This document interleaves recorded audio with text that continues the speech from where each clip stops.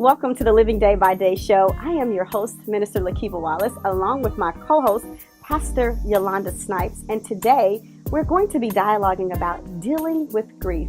We have the awesome opportunity to interview another co-host of ours, that's Dr. Renee Sunday, about dealing with grief. She's well-rounded, intellectually sound, anointed, and ready to bring you an avenue of information, an avenue of education, and an avenue of inspiration. Dr. Sunday, how are you today? I'm wonderful. Thank you. How are you guys doing today? Awesome. Talk a little bit about who Dr. Sunday is. Yes, I'm Dr. Renee Sunday, and I've been practicing anesthesia for about 14 years in the Atlanta area.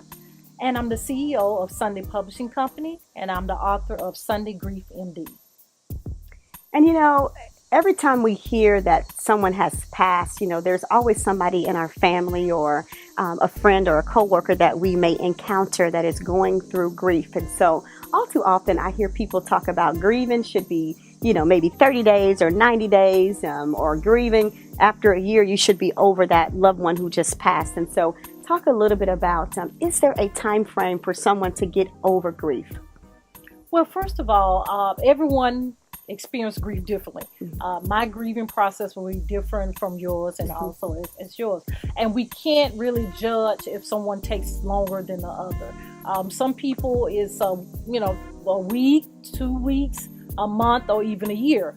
But actually, most medical professionals say if we beyond 1 year, that we need to seek out some medical advice. And you know, all too often you may have someone who is going through the grieving process, but they're also going through a phase of depression. And sometimes the people who are around you, the people who are most close to you, can't help you through that phase. And so what would you say to that group of people who might be, you know, they're in the grieving process, but they're also in a depressed stage? How do they deal with that, and how do they come out of that? Well, first of all, you also go through several stages. And me personally, spiritual, physical, and also emotional. One day I was depressed. The next day I was happy. One day I had junk food all day. The next day I was, eating healthy. And, at night I would cry, and, Jesus would just rock me to sleep. The most important thing to realize is a process. You just take one day, just like the show. You'll live one day by day. One day it'll be all fine, and it's okay to miss them. I mean, that's okay. But the most important thing is you have to renew your mind. You have to renew your mind. You actually have to meditate on the word daily. I'm actually have a Christian background. And so I knew I had to renew my mind, because I know my brother doesn't have to worry about any of the stress, pain, or sorrow of the world. He's enjoying heaven. And so you have to also apply practical things. You have to pamper yourself. You have to just look out outside the window to see, all God's great creation. And you just have to enjoy life.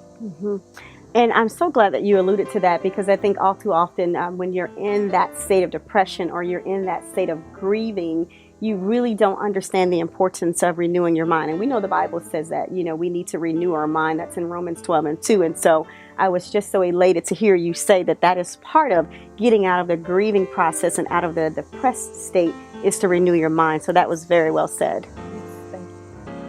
Dr. Sunday, speaking of your book, what was one of the challenges of writing this book, and coming from both a professional and personal? Yes, well, the most important thing, actually, when I went into my brother's room, I couldn't disconnect from being an anesthesiologist to a sister, because at this time I'm a sister, I'm not an anesthesiologist. Right. So it did take me a minute to disconnect from that. I went to his bedside and I said, Junior, that's what we call him, Junior. And I'm here. He shook my hand, and that's where I actually say I'm not an anesthesiologist anymore. Okay. I'm actually a sister. I disconnected, and we enjoyed the time we had with him while he was there. And that was very important. Okay, and what are some ways that friends and colleagues could assist someone going through that process? Yes. Well, that is very important. That actually what helped our family through the grieving process. Me personally, I took off days at work, and my sister did as well, just so we could be together and bond together and actually help each other through the process, through meditating on the word, through just making sure we were doing our daily activities of eating right and just proper sleep. So it's important to have a net group or someone that you can go to if you need some extra help. Okay, and what are some ways that we can assist children? Because a lot of times we focus on the adults, but how can we help children get through that process? Yes, that's very important. Kids actually can get real quiet and not say anything, or they may act out. The most important thing is to be there for them. If they want to talk about it, don't force them to talk about it. You actually have to have a conversation with them and let them know what has happened, the process of it, and let them know that, it's a process.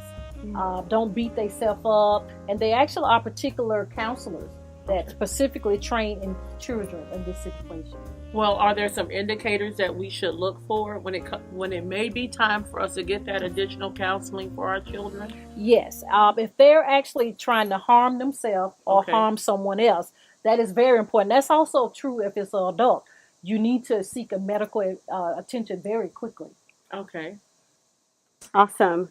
Well, if you're just tuning in, you're listening live to the Living Day by Day show. I am your host, Minister Lakiba Wallace, along with my co-host, Pastor Yolanda Snipes. We're interviewing the awesome, well-rounded, another co-host of the Living Day by Day show, none other than Dr. Renee Sunday, and we're talking today about dealing with grief. So if you are dealing with grief, or you know someone who is dealing with grief, I encourage you to make sure that you keep it locked, we like to say, here on the Living Day by Day show via AIB TV. We're going to go into a commercial break, but we will be coming right back. Stay tuned. Hey, what's up, everybody? I'm Minister Lakiba Wallace, TV personality of the Living Day by Day show. And to my right, guys, is America's top anesthesiologist, co-host Dr. Renee Sunday. And to my left here is the well-rounded Pastor Yolanda Snipes. We're coming today to let you know that the Living Day by Day show is going to be broadcasting live, guys, every Wednesday at 7 a.m. on AIB TV. So we want to make sure that you keep it locked, guys, every Wednesday at 7 a.m. for an amazing show on the Living Day by Day TV show. Keep it locked, guys. AIB TV, 7 a.m. every Wednesday. Be blessed. Welcome back to the Living Day by Day show. I am your host, Minister Lakiba Wallace, along with my co-host, Pastor Yolanda Snipes. And today we are talking with none other than another co-host of the Living Day by Day show, Dr. Renee Sunday. And today's topic, as mentioned earlier, is dealing with grief. Dr. Renee Sunday wrote a book, as you can see it right here, entitled Sunday's Grief MD. And Dr. Sunday, I want you to talk a little bit about the emotional response to grief. We all have emotions. I have to keep my emotions in check sometimes, especially when my son swiped my ATM card when he's supposed to, but that's another show. But talk a little bit about how do you know someone is responding emotionally to grief? Well, first of all, it's a whole spectrum. You can feel angry, you can feel guilty. One day you're depressed, the other day you're fine. It's actually a range or a spectrum that you can actually go through during the grieving process. And actually at that time, it's actually okay. The most important thing, of course, if a person makes sure they're not hurting themselves, make sure they're not, having, hallucinations, thinking and seeing things that's not there. But going through the immediate grieving process, emotions can be a whole gamut. It can be angry, sad, overly happy. It's a whole range that can apply in that situation. I also read in your book, too, that there is a physical response also to grief. And so would you say that you find in your studies and in your research that some people have even committed suicide as a result of going through the physical response to grief? Yes, that has occurred. The most important thing, like we just said, the emotional. Whatever you think in your mind, be it negative or positive, it actually feeds on your body. We actually, from the medical world, it's actually hormones that actually connects the two. So if you're thinking negative all the time, that actually feeds on your heart and your body, and soon you're going to actually be doing something negative. And likewise, if we encourage people all the time to positive things, we actually going to have that in our heart, and we're going to actually do positive things. The most important thing, those tie together. So we try our best to do things to encourage ourselves to make a positive response, because more negative, you may end up having a negative situation. So how do you bring someone back? Someone who they're so far into the grieving process that no matter what a family member or a friend has said to them, they are just deeply in. I mean, emotionally, they're just all in terms of being depressed, in terms of just being not really wanting to live anymore. So it's hard sometimes when you're not in the medical field to be able to know what to say, to be able to reel that person back in. So what would you say to someone who is listening right now? They're having difficulties trying to encourage that family member or that friend to come back to a state of normality. Is there a certain group of words, or, is there a phrase or something that you say to be able to encourage someone back to life? Well, the most important thing to realize is a process, as we continue to say, one day at a time. One day you're fine, the next day you just feel like you don't want to do anything. Encouraging words are very important. If they need medical help, that's very important. Sometimes it takes a person that's not part of the family, not part of the village, to actually assist them. So I would as our word says, all things work together. We don't understand a lot of things that goes on in life, but we have to trust God and realize that all these things will work out. We know my brother's in heaven enjoying himself, and we will see him again. Mm-hmm. And what would be something that we should encourage, and also something that we may need to discourage? A lot of times you hear individuals speaking about different dreams they're having about that person that may have passed, and they kind of get obsessed with it. So what would be some of those things we should encourage, but also some things we should discourage? Yes, that's important. That goes back what is positive and negative. Okay. It's okay to have memories, the good memories, but if you start, excessively doing things that's not appropriate, let's say when you go to the funeral home, you don't want to leave the funeral home, right, and you want to stay there. That's kind of not a good situation. You need to realize that you need to celebrate their life, the important things, the things they've done in life, and we need to remember we will see them again. But if you see a person that actually is doing negative things, and like we continue to say, the whole important thing is support. If you don't have the family, you reach out to someone in your church, the community, and of course in the medical field. And then we've talked about people going through the process, but what about those people that are in denial? How do we address that? Because there are times when there are deaths that are a surprise, where that person may have not been sick, but it could have been a car accident or something like that, and they just refuse to deal with it.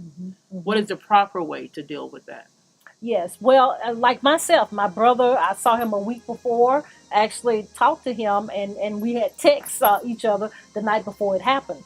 The thing is, you have to realize that the person is not there anymore. Okay. And that denial is part of the grieving process. Some people go through denial, and some people are angry because they didn't get a chance to actually say goodbye. That's again, we continue to say that through this interview, that support is very important. It's different means of a support group that you can actually deal with that denial, that guilty feeling.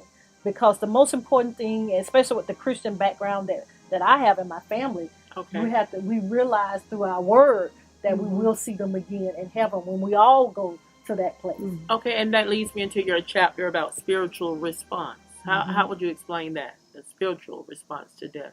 Well, you will, and in the word, Jesus will, when Lazarus passed. So it's okay to ask why. It's okay to cry.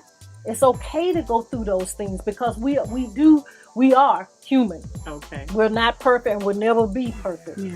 So it's okay to realize it's okay to go through that, but we still need to remember that we need to stay positive.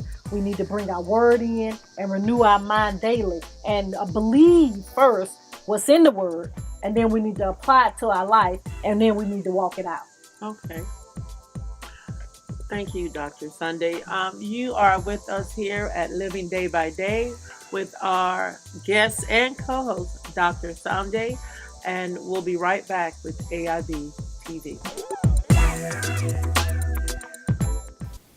Hey, what's up, everybody? I am Minister Lakiba Wallace, host of the Living Day by Day show. Along to my right, America's top anesthesiologist, co-host, Dr. Renee Sunday. And to my left is another co-host, well-rounded, astounded, Pastor Yolanda Snipes. We want to let you know today that the Living Day by Day show is going to be airing live, guys, every Wednesday at 7 a.m. Eastern Standard Time on AIB TV. We're going to be talking about a multitude of issues, life issues, marriage issues, teen issues, money issues. We're even going to talk about if your husband is cheating on you issues, if your wife might be cheating on you issues. We are going to bring it real right here on the set of the Living Day by Day show. So make sure you keep it locked every Wednesday, guys, at 7 a.m. Eastern Standard Time on AIB TV. We want you to do what you do best. Facebook somebody, LinkedIn somebody, tweet somebody, Google Plus. Go ahead and knock on somebody's door, ring somebody's doorbell. Do what you need to do to let them know that every Wednesday, 7 a.m., keep it locked on AIB TV for an amazing segment of the Living Day by Day show. Be blessed.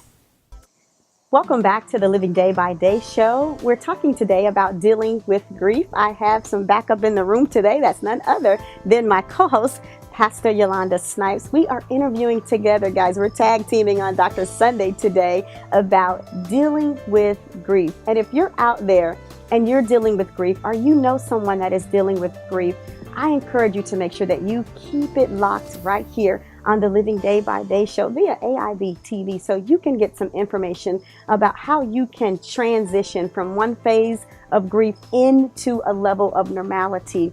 And I want to talk a little bit about, in this last segment of the Living Day by Day show, about how to bring it all together, how to bring the pain together, how to bring the trials, the tribulations, the issues, and all the issues that we might go through as we transition, as we're going through the grieving process. And so, Dr. Sunday, I want you to talk to the viewing audience a little bit more clear, a little bit more from a medical perspective.